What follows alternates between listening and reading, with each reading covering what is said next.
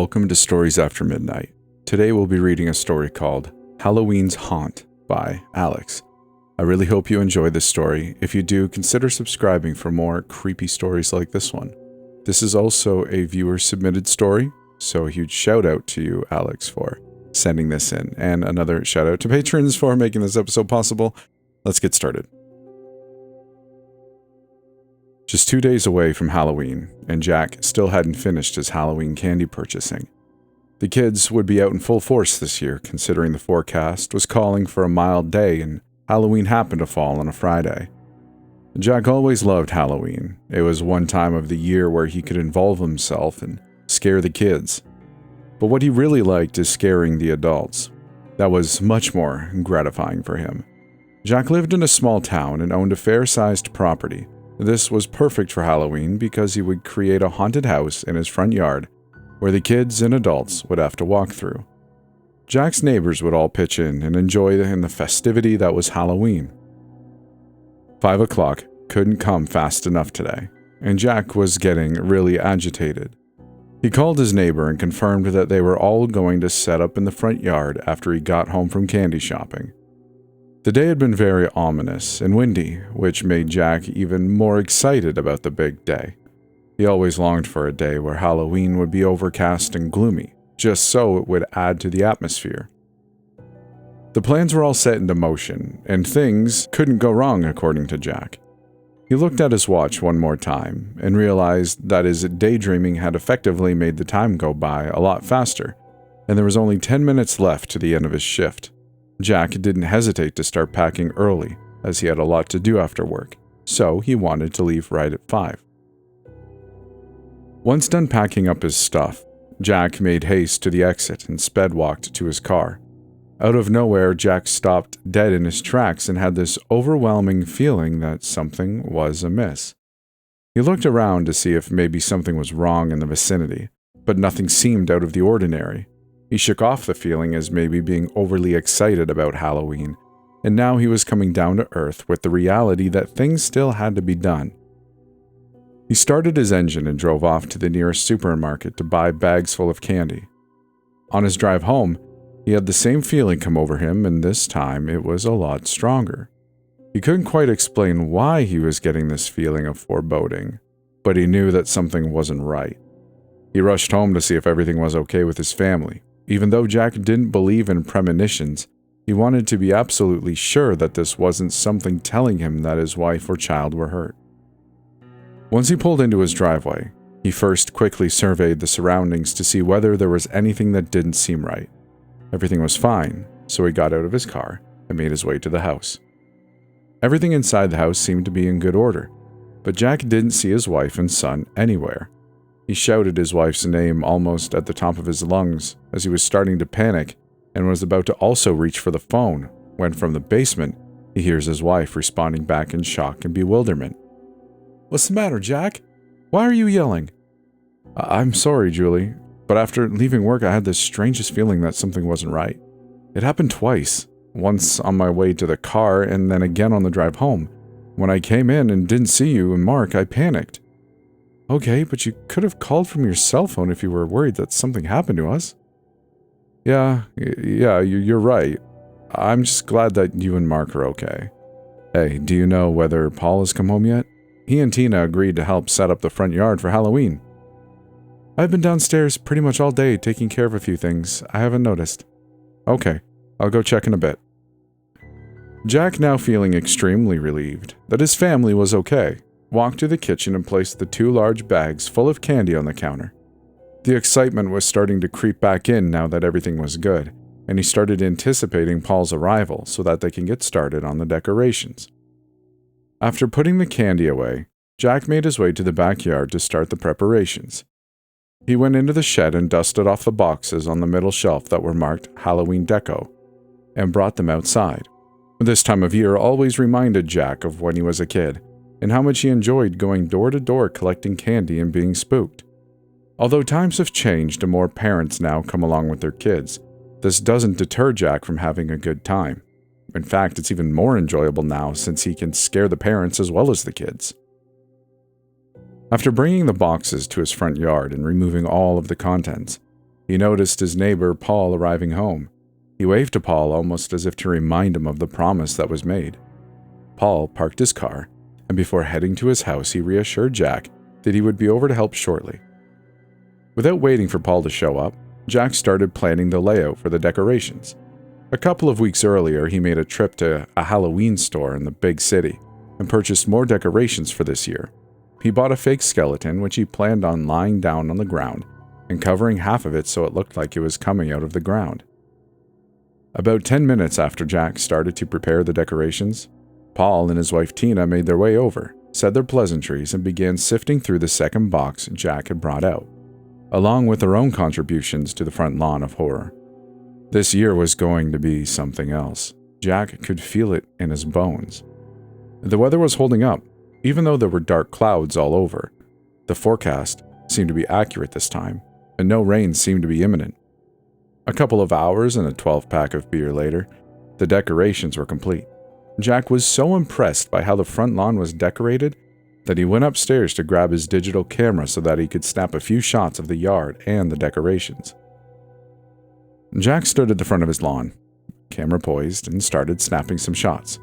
He asked Paul and Tina to stand beside some of the decorations so that he could have some pictures of them as well. "Hey, Jack, give me the camera and I'll take a few pictures of you with the decorations as well," Paul said with his hand outstretched to take the camera off of Jack. "Okay, sounds good. Hang on a minute, though. I want to get my vampire teeth and put them on for the pictures." Jack was halfway in the house as he was finishing his statement. A couple of minutes later, and Jack was back outside sporting his shiny new vampire fangs. He positioned himself in front of the makeshift coffin that Paul and himself built for last year's Halloween celebration. Paul steadied himself and then took a couple of shots. After the picture taking was done, Jack scanned through all of the pictures quickly through the camera's viewfinder to see if they came out okay. When he got to the pictures of himself by the coffin, he noticed that something wasn't right. He couldn't quite make out what was wrong with the picture because the viewfinder was a bit too small, but it looked as if the picture was a bit blurry. He showed Paul and Tina, and they all agreed that it was Paul's shoddy picture taking that caused the blurriness. Jack showed Paul quickly what he had to do, and then posed for some more pictures. That being done, Jack checked the recent pictures, and again they seemed to be blurry. He couldn't understand why, as Paul did what he had instructed him to do. Before calling it a night, he asked if Paul would stand in front of the coffin to pose for one quick picture. He wanted to see if maybe there might have been something about the coffin's paint that maybe reflected the flash in a certain way that might seem as blurriness. Jack took the shot and immediately looked at the picture.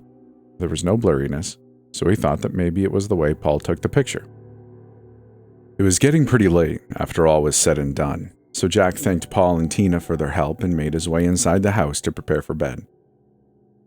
Before heading to his own room to sleep, Jack made a quick stop at his son's room to kiss him goodnight and to tuck him in. On his way back to the master bedroom, Jack once again stopped. He was getting that feeling again and was starting to get noticeably annoyed, especially since this sort of thing never happened to him before. Jack has met people in his life that would have probably advised him that what he was feeling was some sort of premonition.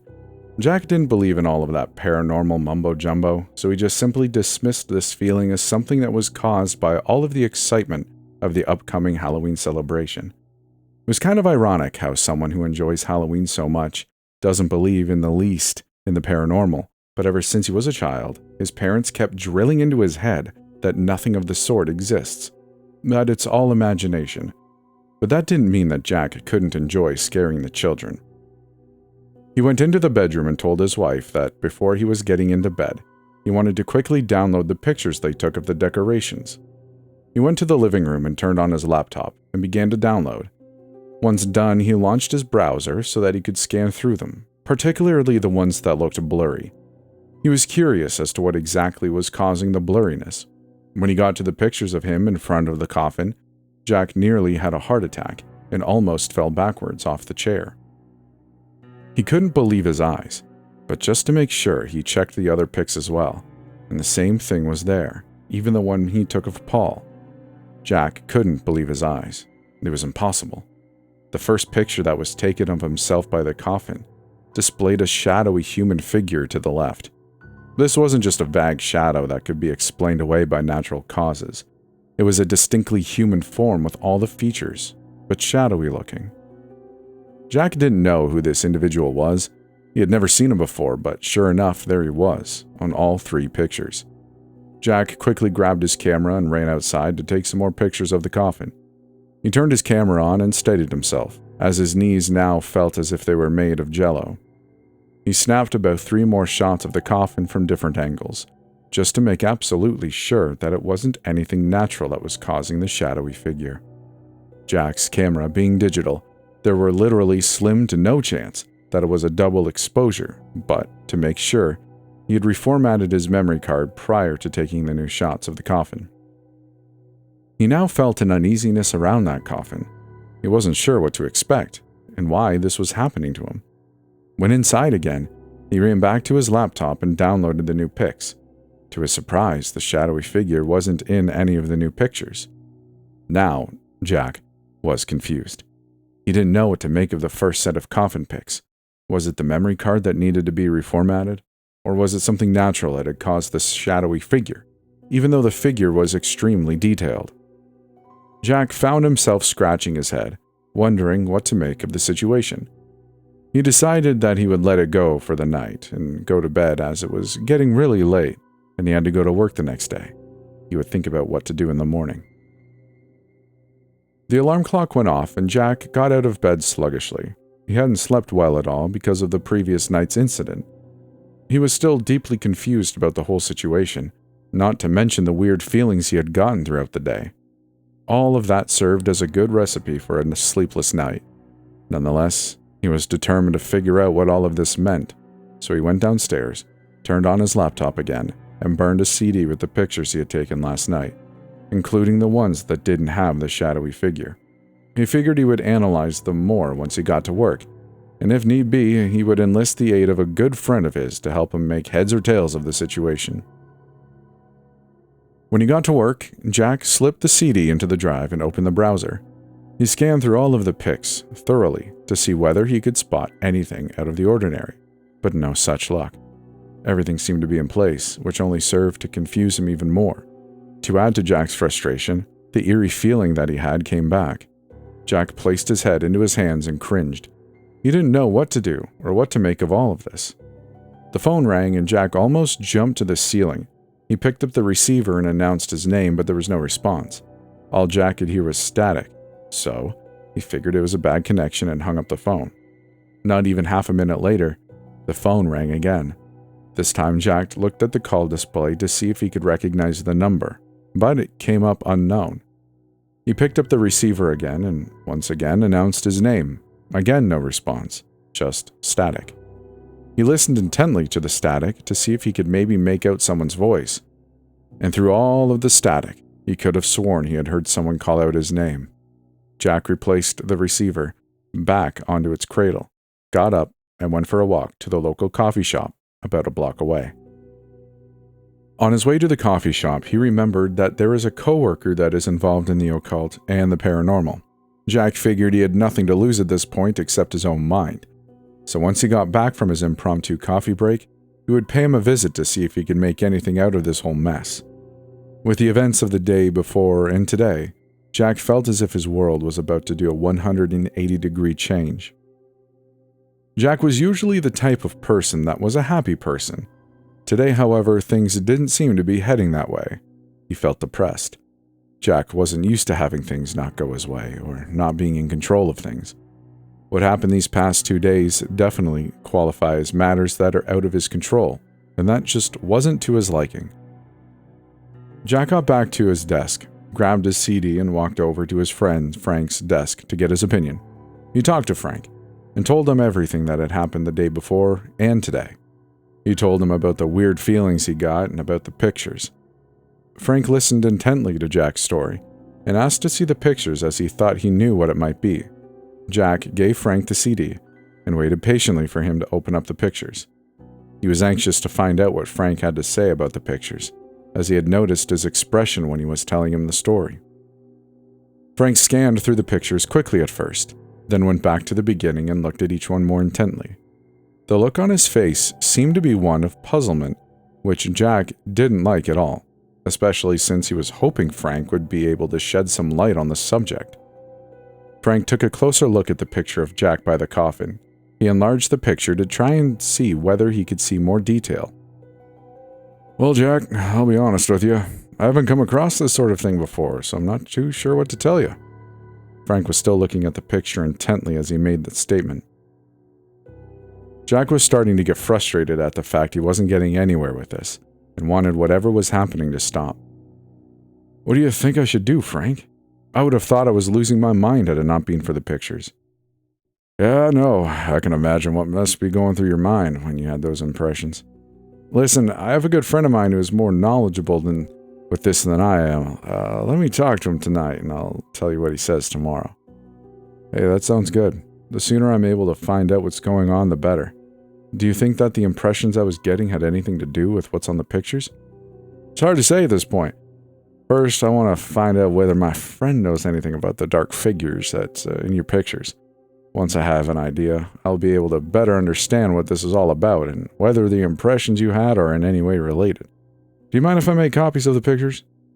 "Make as many copies as you like, and I hope your friend can help. Anyway, I have to get back to my desk. Just drop off the CD at my desk at some point today."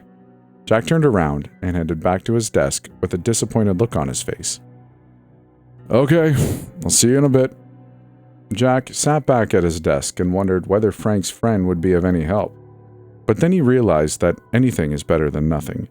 He tried to get back into a working mood, but thanks to the recent events, it was next to impossible. Jack even contemplated going home early, but thought twice as doing so would accomplish nothing. About the only thing Jack was able to do was browse the internet to try and figure out for himself what he was going through. Maybe he might be able to even find reference to the dark figure that appeared in his picture. Jack thought back to his childhood, when his parents would keep reminding him that things of this nature were all make-believe. Ghosts and ghouls only existed in the movies and in people's imaginations, according to them. Why would they keep telling me these things? I've never had an imaginary friend or anything that would spark this conversation. Jack mulled over these thoughts and kept wondering what had prompted his parents' advice. Now, in light of what had happened these past 2 days, he started to wonder if maybe his parents knew more than they let on. These are things that unfortunately will never be answered now that both his parents have passed away. Jack will just have to be patient and wait to see what Frank comes up with. In the meantime, he kept searching through the internet for any possible answers. The day seemed both long and short at the same time for Jack, partly because of his anxiousness and partly because he kept himself busy with research. About the only thing he hadn't done today was actual work. Luckily for him, it wasn't too busy at work, so he figured he would probably take his work home with him and just finish it up on the weekend after Halloween. Jack looked at his watch and saw that it was 4:45, almost quitting time. Frank hadn't been around to give him back the CD, but that's okay. He had the pictures at home anyway. He shut down his computer and started packing his stuff. He wanted to get home as soon as possible so that he could do some more research on the internet. But before he left, he called Frank's number to see whether he would be able to get a hold of him. There was no response, so Jack just left a message stating that he could keep the CD as he had the pictures on his computer at home anyway. So far today, aside from the morning episode, he hadn't experienced any more of the mind attacks, as Jack started to refer to them. This was a good thing. He hoped that he would have no more and that all of this would go away. Maybe this is what his parents were trying to protect Jack from, but protect him from what and why? None of this made any sense to him at all, and the more he thought about it, the more frustrated he got. And that's it. Jack swore to himself that he wouldn't think about this anymore, until he got home and researched more. Or maybe he would even do that. He would just forget about this until he heard from Frank tomorrow. Jack arrived home at his usual time and headed straight inside to try to relax and unwind. Even though he hadn't done much work today, he felt exhausted. All this worrying and researching really took its toll on him. He sat down on his favorite armchair and just closed his eyes, wanting to take a 10-minute nap. He knew that his wife and son wouldn't be home until later on tonight, as they had gone to visit her parents. This would be a great opportunity to get more research done after his nap. As Jack got comfortable and closed his eyes, he immediately started to get that feeling again. This time he tried to just ignore it and get back to his nap. Not too long into his nap, Jack started seeing weird images. He saw that he was in what looked like a big cave. The only light that was available was coming from this raised pool of fluorescent red liquid. Jack didn't want to venture in guessing what that liquid was all about, so he just stayed away and started looking around. In a way, he knew that he was dreaming, but everything felt so real and, in a way, not so real. What was it that he was experiencing? And so soon after he closed his eyes, he moved around the giant cave, with jagged rocks protruding out of the ground like pillars. What he had noticed was that he wasn't actually walking. He was floating about a foot off the ground. He couldn't see much the farther away he moved from the glowing pool, the darker it got, but for some reason, he couldn't stop himself from moving. It also felt like he was being drawn somewhere. Where? He wasn't sure. And he didn't particularly like the idea of moving to a section of the cave where there was practically no light. As he kept floating around in the cave, he noticed that there were eyes staring at him, glowing yellow eyes, feral eyes. He didn't like this one bit. Then, out of nowhere, Jack started free-falling into a tunnel that was in the ground. He couldn't stop himself from falling any less than he could stop himself from floating to where he was being led. After falling for what felt like 5 minutes, he stopped in another cavern-looking location. Here, there were torches on the walls that lit the place, so he could better see what was around him. He gazed around the place and saw that the walls were littered with weird-looking symbols. Strange symbols he had never seen before in his life. He also saw a throne to one side of the cavern, and on this throne there were gargoyle-looking armrests.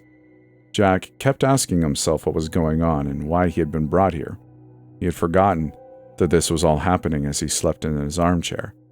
Then, out of nowhere, he heard a low groan.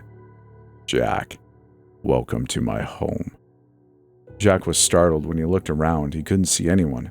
"Who's there?" "Don't be afraid, Jack. I didn't bring you here to hurt you. I brought you here to give you a glimpse of your future." The voice sounded like it was emanating from a wild beast rather than a human. "My future? What do you mean?" "You are not what you think you are. You are different, unique, someone to be feared. Your parents knew this. That is why they tried to get you to block out anything that dealt with the paranormal and the occult. They were hoping that it wasn't true, but it is.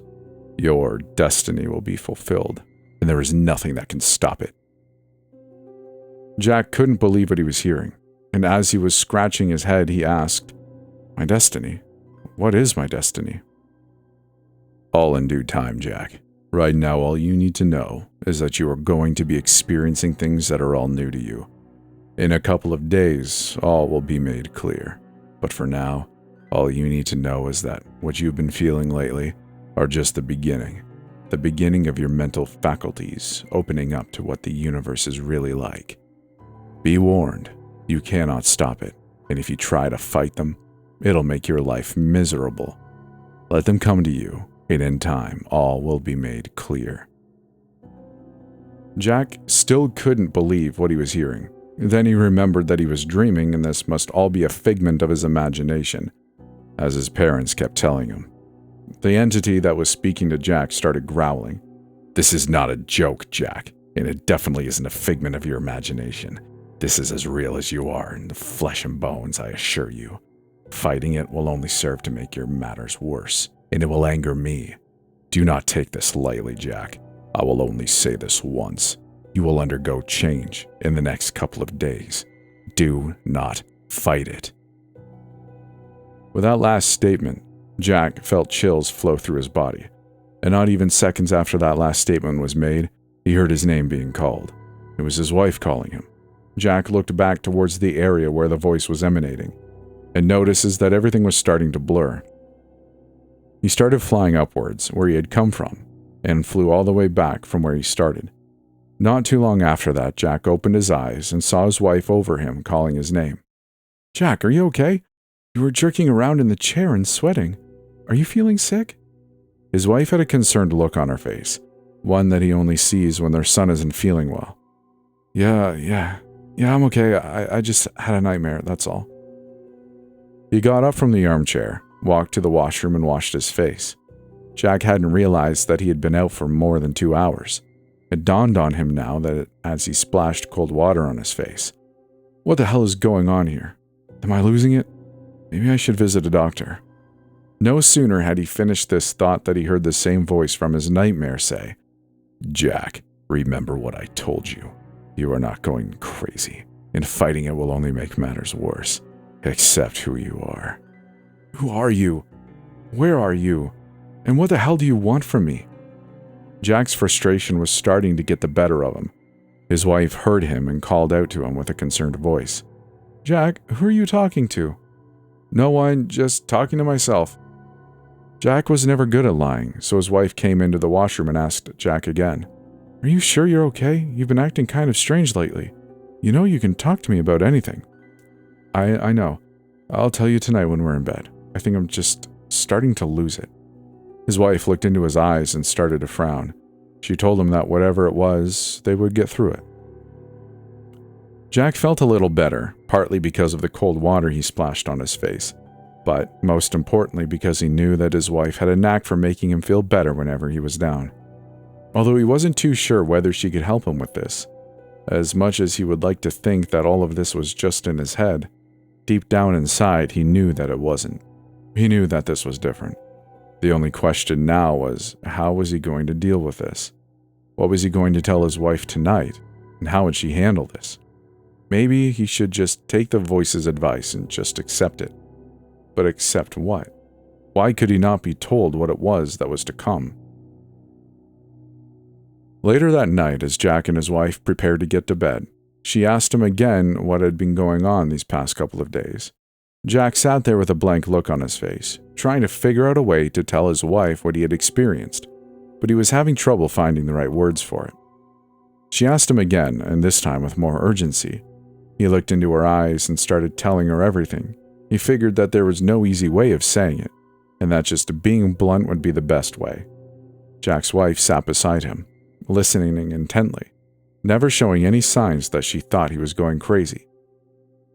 After he was finished telling her the story, she looked at him with relief in her eyes and said, You know what? I've waited years for you to finally come around and accept the fact that there are things in this universe that can't be explained. I've never said anything to you about this stuff because, well, you were always so adamant that nothing paranormal ever happened, and that it was always in a person's head. Jack was flabbergasted. He didn't know what to say. You believe in this stuff? I mean, you've believed in this stuff all your life and you're only telling me this now? Yes, because it's like I said, you were the type of person who didn't believe in it. I didn't want you to think I was a nut, but it's a relief now to know that you're finally starting to come around. Jack sat there not knowing what to think anymore. He thought he knew his wife inside and out, but just figured out that he knew very little. What else haven't you told me? That's all. Everything else is in the open, I swear. I just never knew how to tell you about this. Jack loved his wife dearly and knew that this wasn't to be made into such a big deal, but he was still mildly upset at her for keeping this from him all these years. He told his wife that he was going to go downstairs to get something to drink, but really he wanted to be alone for a little while so that he could think all of this through. When he got downstairs, he poured some water into a kettle to make some tea, and then sat down in one of the chairs. He sat there thinking about all that had happened, and couldn't for the life of him figure out why this was happening. He felt as if he was completely alone in the world, that no one would be able to help him, not even his wife. When the water was finished boiling, he poured it into his favorite mug and started drinking his tea. He knew he shouldn't be upset at his wife. This wasn't her fault, and he knew that she was right. Had she told him about her beliefs before this had happened, he would have thought she was going off the deep end. Now, however, things are different. After finishing his tea, he went back upstairs to go to bed. His wife was still awake with a look of sadness on her face. He sat down and apologized for getting upset. He told her that he understood why she hadn't told him this before and wouldn't let this get in the way of their marriage in any way. She grabbed Jack's hand into hers and told him that she would do whatever it took to try and figure out what was going on. They hugged each other for a long while, and then laid down in an embrace. The time was close to midnight, and Jack had to get up early to go to work, so he kissed his wife, turned off the lights, and went to bed. The next morning, Halloween day, Jack was determined not to let the events of the past couple of days get him down. He went to work with the hope that his friend Frank would have something, anything for him, to go on, and made a mental decision to stay upbeat. Tonight would be the night that he had been longing for since Halloween. He wanted to make it a good night no matter what, especially for the sake of the kids that would come by and be treated to a haunted house. When he got to his desk, Jack noticed that there was an unopened letter on his desk. The envelope didn't have a name as to whom it was from, but he had a feeling that he already knew who left it. He took his coat off, placed his laptop bag under his desk, and sat down so that he could open the letter and read it. Sure enough, the letter was from Frank, and it read, "Hey Jack, I don't know quite how to say this, but when I started looking into that thing for you, strange events started to occur to my wife and I. It started that same day you brought the CD over to my desk and I started viewing the pictures. After you left, I started hearing someone calling my name repeatedly. But when I turned around to look, there was no one there. I stood up to ask any of my colleagues if they had called my name and all said no. I'm sorry I didn't come by your desk that same day to drop off the CD, but I had to leave early as well. My wife called me just before lunch and was complaining of dizzy spells. My wife never has dizzy spells. That same night when I got home and made my way to bed, I heard my name being called again. The voice sounded a lot more ominous this time. It also told me to be careful. At first, I thought I was losing my mind because of all the overtime I've been doing, but when my wife confided in me that she had started hearing voices right after her dizzy spells, I started getting worried. I know I have been involved in the occult for some time, but I've never experienced something like this before. I'm afraid I won't be able to help you. If I do, I fear something bad will happen to either myself or my wife. Please accept my apologies, and I hope that I am wrong when I say to you to be careful. Sincerest regards, Frank P. Jack slumped back in his chair in deep disappointment. Now what was he to do? The one person that Jack figured would be able to help him has stated that he wants nothing to do with this, in not so many words. Still, he was determined to make the best of this day, as tonight the big festivity of All Hallows' Eve would bring out the spooky side of him. Jack and his neighbor have been progressively adding to this haunted house theme every year for the past 5 years. It started out as something small, but grew to a point where a lot of people now know about it and come by just to see the show. Thinking about tonight's event helped to cheer him up, so he threw Frank's letter into his desk drawer and started working. He figured the busier he kept himself today, the faster the workday would go, not to mention that it would help Jack forget all the craziness that has happened. The day went by without much incident. Jack kept himself busy and tried not to think about much. 5 o'clock came by and his anticipation started to grow. He couldn't wait till he got home and got into his costume and begin doing what he loved to do. On his way to the car, Jack spotted Frank walking towards his desk. He called out to him, but Frank kept walking. He didn't even acknowledge him. This was really strange. Frank was not the type of person to just ignore people, especially him. He didn't think much of it, as more important tasks were at hand. Once home, Jack quickly ran inside, said his hellos to his wife and kissed his son on the forehead, and ran upstairs to prepare his costume. While in the bedroom, he stopped for a second, reflected a moment on what had been going on, and thought to himself that this was all silly. He was probably under a lot of stress from work and having a 6-month-old baby boy. If anything, he would have figured his wife would be under even more stress, but as usual, she was handling it far better than he was. In the time that Jack took to think about this, he let his guard down, and that's when it hit him. That feeling came back. This time it was stronger than ever. He nearly passed out from it, and as he grabbed onto the bedpost to steady himself, he saw images that really disturbed him. He saw blood. Lots of blood. He also saw people dying, crying, screaming, and running.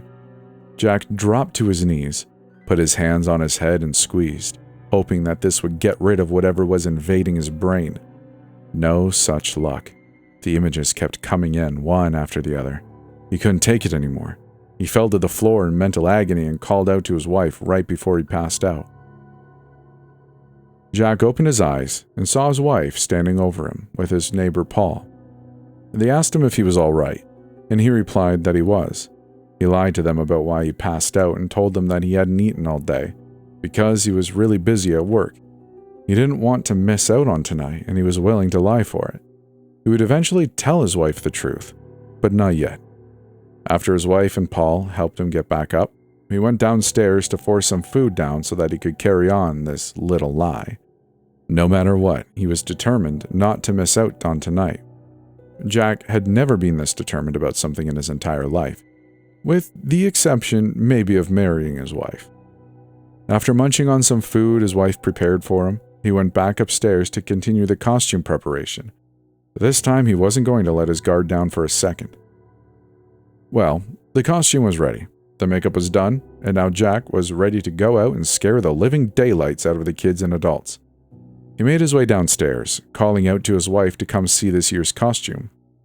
He did a little runway walk for her, and as she applauded him for his creativity, his son started to cry. His wife picked him up, coddled him while motioning to Jack to go outside with her head. Jack opened the door and walked towards the coffin to prepare for the evening. The air was still. There was no noises, and strangely enough, not an animal in sight, not even the neighborhood cat. He opened the coffin up, laid down, and closed the lid. Before the kids started coming, he wanted to see whether he needed to adjust anything. The last thing he wanted was to go through the night feeling uncomfortable. Everything was good. The pillow was fine. The blankets positioned underneath weren't bunched up and were keeping his back warm and comfortable. Jack was satisfied with everything, so he went to go open up the lid. Something was wrong. He couldn't open it. He tried again, thinking that maybe he pushed up on the wrong spot. Nothing. Jack used both hands now. Pushing as hard as he could, the lid still wouldn't come open. Panic started to creep in. All that had happened the past few days, the weird feelings, the pictures, Frank's behavior, started to creep into his mind. But what really started to push its way to the forefront was the dream he had. The voice that spoke to Jack in that cavern started to whisper in his ear. Jack, the time has come for you to realize who you really are. It's time for the people of this world to really get a taste of what pure evil really is. You spent the majority of your life living a lie. Your parents tried to protect you from who you are in the hopes that it wouldn't happen, but they were not successful. You are who you are, and nothing can change that. Stay calm, and everything will be made clear. You and I will become one, and then the world will be made to pay. Jack started panicking. Why is this happening to me? Was all he kept thinking. This is your destiny. Nothing can stop it. Your role on this planet is to pave the way for a new era, an era of evil. Jack tried moving, but he was frozen. He couldn't even lift his arms. He felt a tingling sensation creep up his whole body, and someone else was now starting to take control of it. He felt himself starting to lose consciousness. His eyes were starting to blur, and he was losing the feeling of his body. Before he lost complete consciousness, he managed to think, I thought we were going to become one. You're trying to take control of my body? What's going to happen to me? Relax, Jack. This is going to be quick. When you wake up again, we will be one. As Jack's mind was almost completely gone, he started to feel something different. Instead of darkness, he saw light. Jack didn't know what to make of all this. He was confused.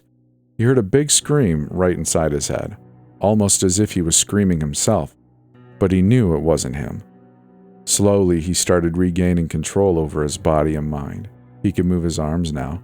He tried opening the lid to the coffin, and this time he was able to do it. He saw some kids walking towards the house for some candy and remembered that it was Halloween.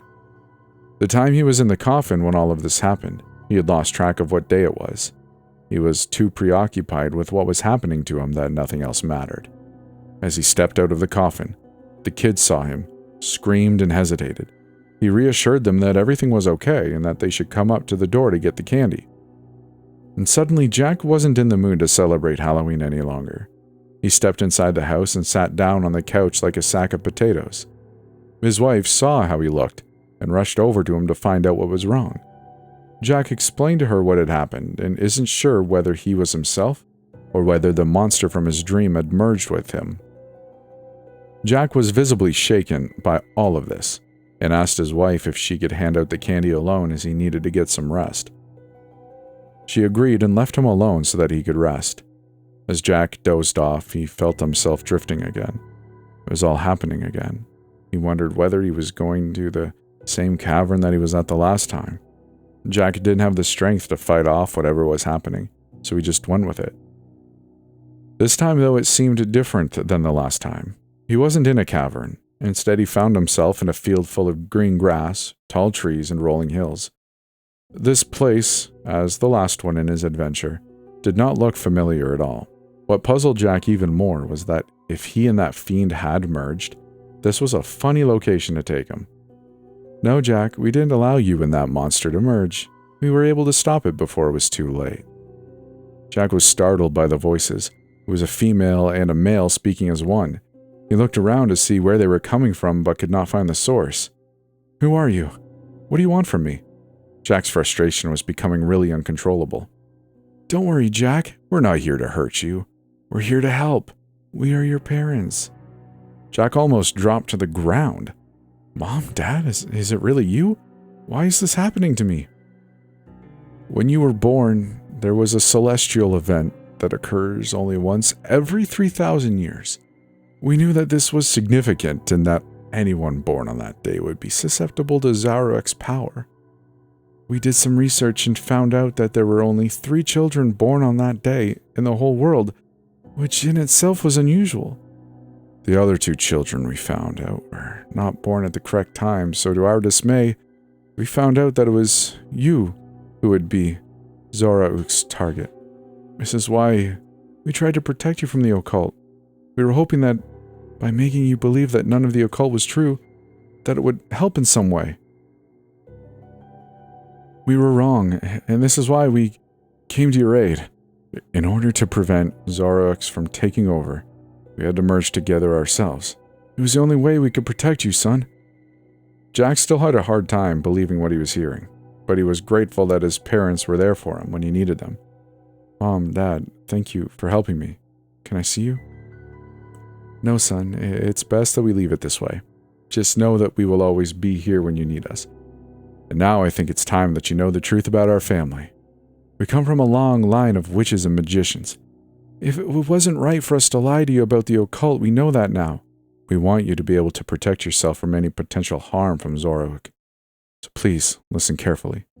In the attic of our old house inside a locked chest, there are some books that will help you understand our family's history.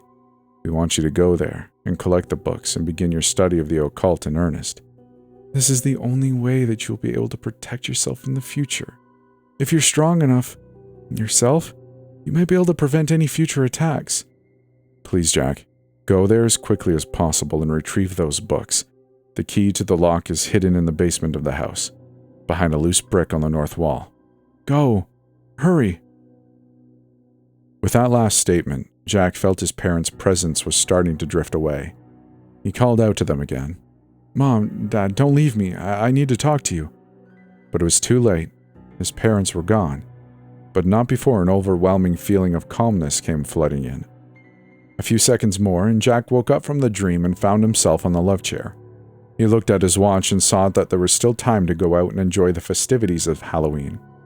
He hurried upstairs, slipped into his costume, and went outside to join his wife. He made a mental note as he was about to walk outside that he would go to his parents' old house, which now belonged to him and was being rented out to a young family, to look for the chest in the attic first thing tomorrow morning. The remainder of Halloween night went through without a hitch. Jack's wife was happy to see him back to his normal self and enjoying the night like he always did, but something in the back of her mind kept nagging at her. She wasn't too sure this was the last of it. Something told her that there was more to come, and that it was going to get worse before it got better. And that's the end of the story. I really hope you enjoyed it. If you did, let me know in the comments below. I'd love to know your thoughts. And if you really enjoyed it, you can either become a patron if you'd like, or subscribe for more spooky stories narrated by me. A huge thank you to Alex for sending this in. I really do appreciate it. If you'd like to send in your story, head over to storiesaftermidnight.com to do so, and I will read your story on the channel. I appreciate you for listening. Thank you for being here. And without any further babbling, we'll see you in the next one.